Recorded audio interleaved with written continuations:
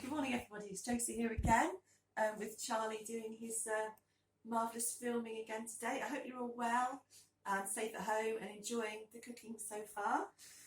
Today we're going to make some potato bread. I hope you've got all the ingredients ready.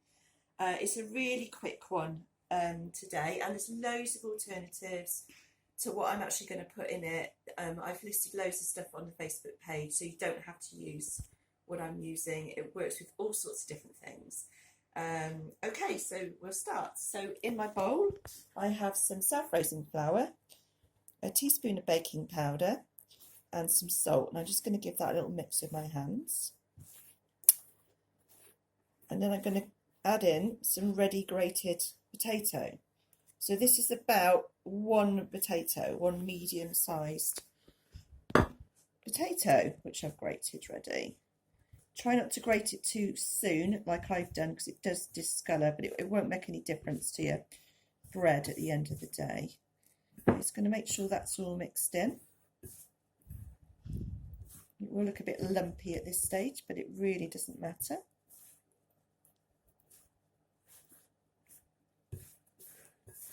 Okay, so I'm going to put some feta in mine. So that's about 1/4 of a block of feta. You don't need very much.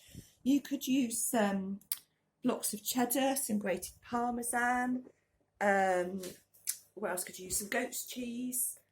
Or you could just leave the cheese out. It's entirely up to you. I'm also going to use some spring onions, which I've already chopped. Again, you don't need to use spring onions. You could use normal brown onions, or thinly sliced some red onions, or don't even use onions. And I've got some thyme. I'm very lucky in the garden. We've got lots of thyme and lots of rosemary in the garden, but today I'm going to use thyme. Again, you can use any sorts of herbs. So it could be, what else could we use? Sage, basil, even mixed dried herbs. You don't need to use fresh herbs at all. Okay, so in my bowl I am going to add my feta, my spring onions and my thyme. Again, I'm going to give that a really good mix with my hands. You could use a wooden spoon. I just like getting my hands into it.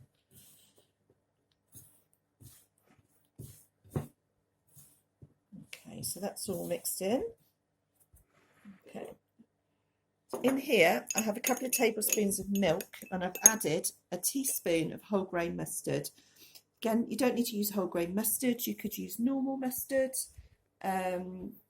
So English mustard, French mustard, or again, just leave the mustard out if you don't like it, or if you can't find any, that's fine. So I'm going to tip that into my bowl.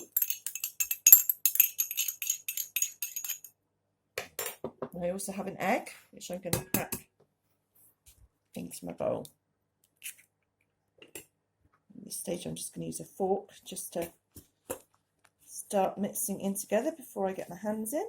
It does look a bit weird, I will agree, but it will all come together.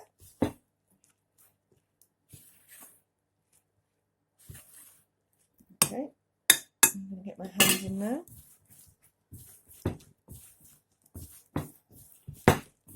Just going to bring it together into a ball. This is a really quick and easy dough. Like I said, you don't need any yeast, just a bit of baking powder. If you haven't got self-raising flour, you could use plain flour, but just add 2 teaspoons of baking powder instead of just the one that I'm using with the self-raising flour. Okay, so that's been brought into a ball. I'm just going to pop that onto the table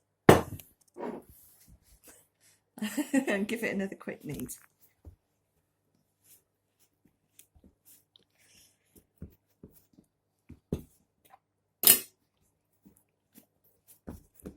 Right, it's quite a rustic looking bread, but honestly it's absolutely delicious.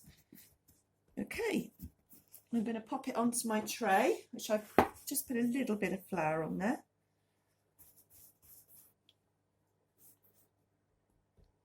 I'm going to pop a little bit more flour, just a tiny bit, just over the top. Basically, that is it. It's the most simplest bread you'll ever make.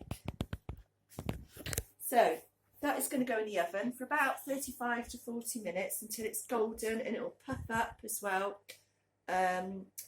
It needs to go on about gas mark 5, so that's about 170 degrees fan, 190 degrees centigrade. Let me know how you get on.